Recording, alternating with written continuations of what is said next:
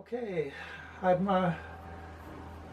afraid I'm going to uh, make some mistakes, so I hope people will ask me questions and try to learn some of the context by reading some of the writings. Talking Unbounded, what are we talking about? Moral realism and unbounded organization. What is all this? Well, I think maybe the first thing to say is this is nothing new. You know, as you learn more about it, you'll find it's things you probably already thought of yourself. You've found similar things in other sources. We're looking for discourse coalitions. We're not trying to refute somebody and say, your way of talking is wrong, ours is right.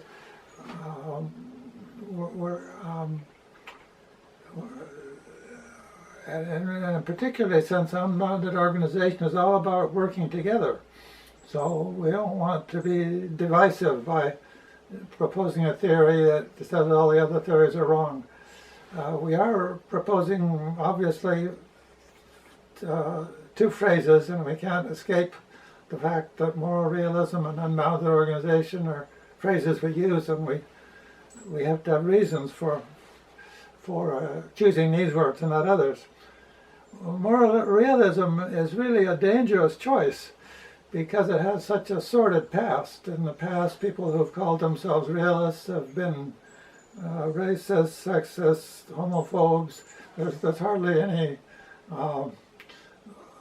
sordid cause that hasn't called itself realist at one time or another. So why is it that at this point in history, some people think it's important to reclaim the idea of realism? Well, let's start with Roy Bhaskar, why did he want to make a case for moral realism? Well, it was in the context of post-structuralism and postmodernism and positivism, which between the two of them pretty much dominated the academy. And that didn't leave any room for Roy, who was a young socialist activist. He couldn't make a case for socialism. He thought, because he couldn't refer to anything real. Everything was either free-floating signifiers, or it was data or sense impressions, which were, as David Hume said, human experience is all science is based on. No, this isn't right. So he wants to make a case that the object of science is not to sort of classify human experience, not like Milton Friedman said that concepts are simply convenient ways to classify data. The object of science is what is, it's what's real. And his first example is the theory of evolution. Darwin didn't follow the so-called scientific method that he learned in grade school. He used, this is something that Ram Hare, who was both my tutor and Roy's at Oxford, used to say, you can't separate the logic of science from the history of science. You can't separate what scientists actually do from some else. And what is science all about? Well, it's about trying to get a handle on something beyond ourselves. So we make ourselves, so why is this so important at this point in history? It's important because we need a complete rethink of our institutions. They're not working. Recently the coronavirus has reminded us, we thought we were living in the Anthropocene age where everything depends on human beings. And we're learning, no, some things depend on viruses, they don't depend on humans. We're echoing Emanuel Wallerstein here, where Wallerstein talks about rethinking the social sciences. They were sort of formed with liberal assumptions which were set in stone, property, contract, freedom market. There are a number of doctrines and liberal philosophers like Kant and Hegel and Hume and others sort of found ways to make these eternal categories, and impose them on Africa and Asia, as if Africa and Asia didn't have their own categories and their own cultures that had functioned. But now this supposedly rational culture imposed by military force on the whole world is falling apart. It's obviously not working, and the academic categories have to be changed. Well, that's realism sort of fits that. We're out of touch with reality if we believe the standard beliefs of that were foundational for social science. I think I'm running out of time, so let me tell you what I think is a piece of really good news. This was a brilliant idea of Kathy Sharmas. I think I appreciate it more than she does. And that is that the standard qualitative social science that we're using already, so many people are doing grounded theory in one or another version, or symbolic interactionism, or some kind of qualitative research, which really has, if you go back in its history, it goes back to, a lot of it goes back to the Chicago School. Yes, phenomenology has some importance. And of course we're working for ways to work with post-Marxism and post everything, not against it. But what Kathy called attention to is all of this has its roots going back to Herbert Blumer and George Herbert Mead and John Dewey. And John Dewey was a great American philosopher in the 1930s. He was a person who believed that, with all his heart, that human beings came late in the history of evolution. The measure of scientific validity is not what appears to our senses. We are creatures of evolution, and our senses are creatures of evolution. So we're talking about adjusting institutions to reality.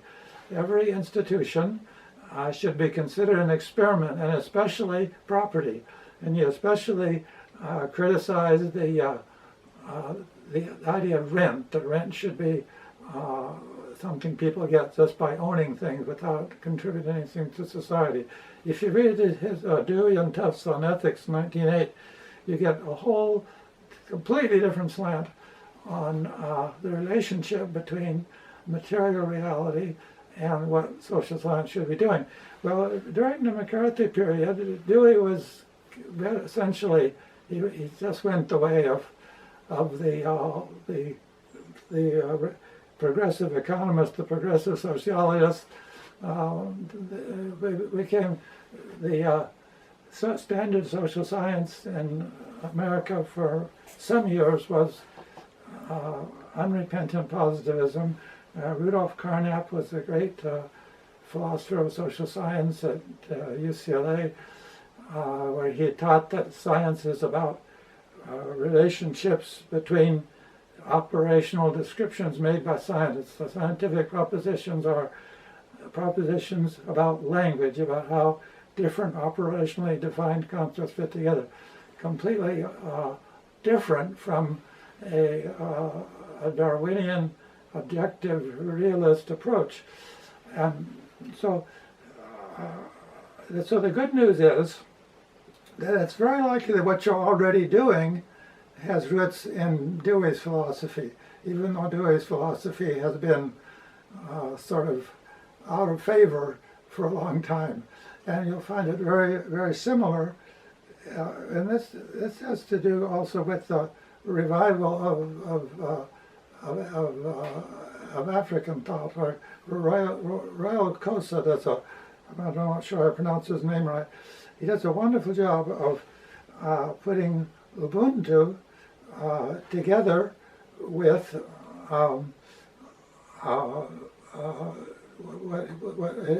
his version of stakeholder capitalism and his version of his appreciation of Amartya Sen and all of the neo-Aristotelians who have sort of remade Alistair McIntyre, who sort of remade realist ethics. That's another another reason for using the idea of realism.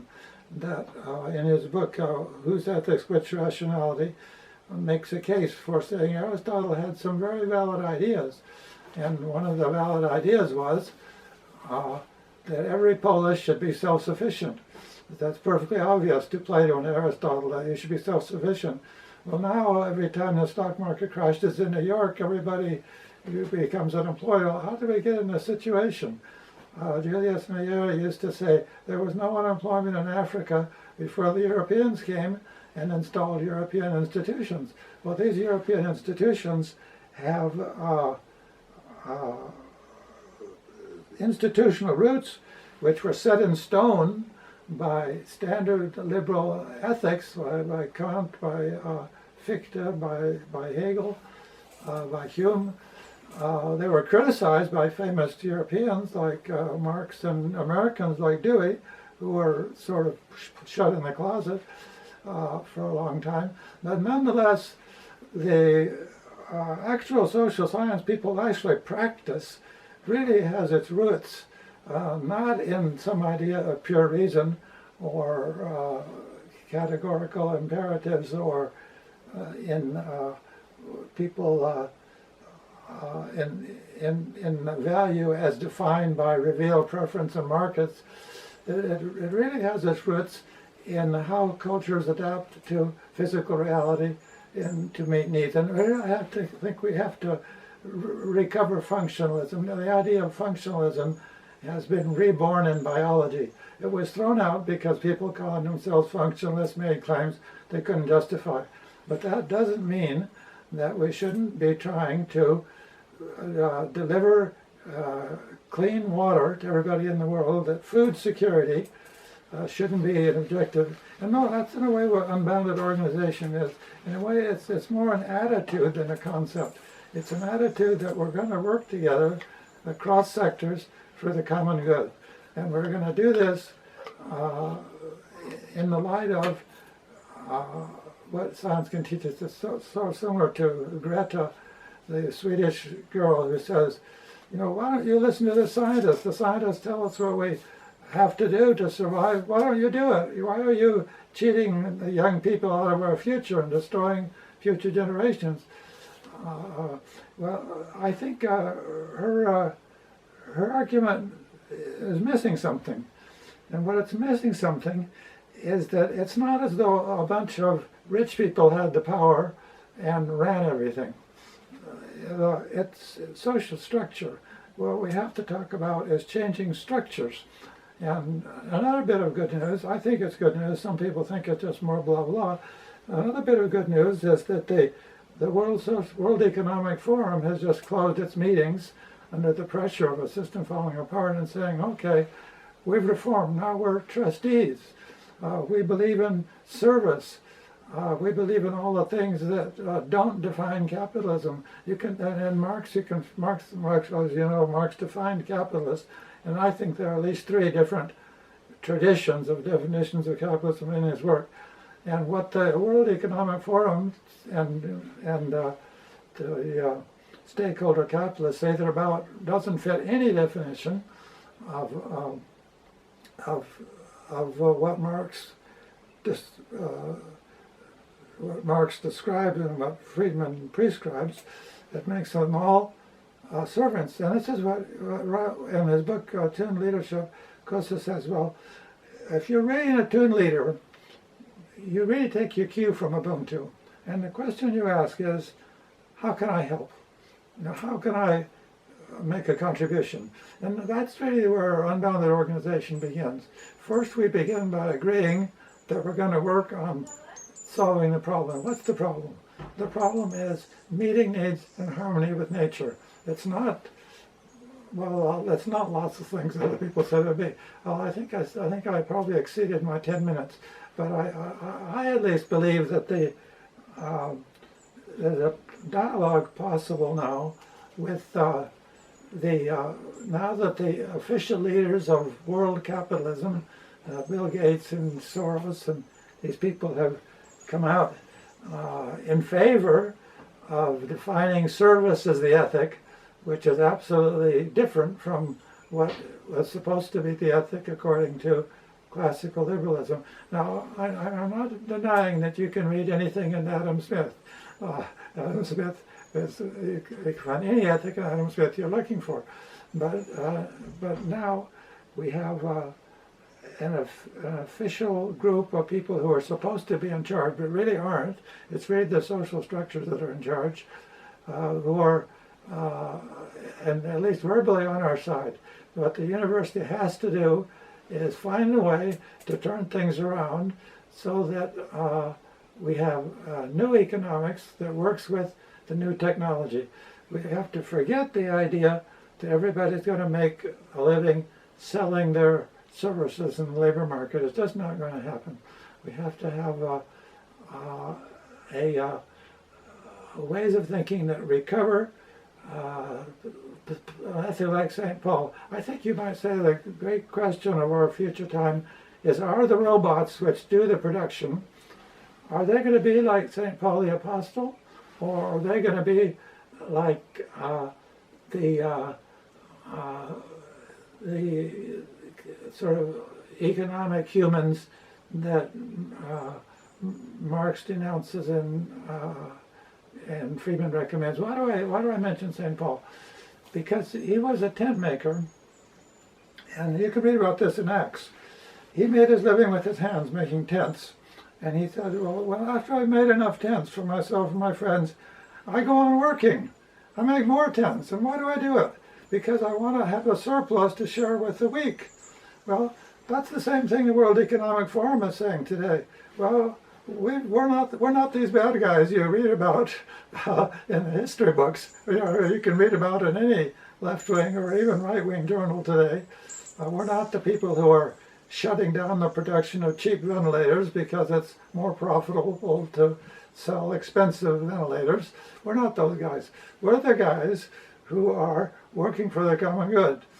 And our approach, an unbounded organization, is, well, we're going to talk to them. We're going to work with them, and we're going to work with everybody else. We're finding ways that we can work together to solve the problem. I mean, you may be a Muslim, I may be a Catholic, our friend may be a Marxist, our other friend may be a neoliberal, but we can all agree this town has only dirty water, and it ought to have a reliable supply of clean water. And we can do that with the discourse coalition that everybody should be ready to join, and that involves junking many doctrines from the past, which officially are being junked already.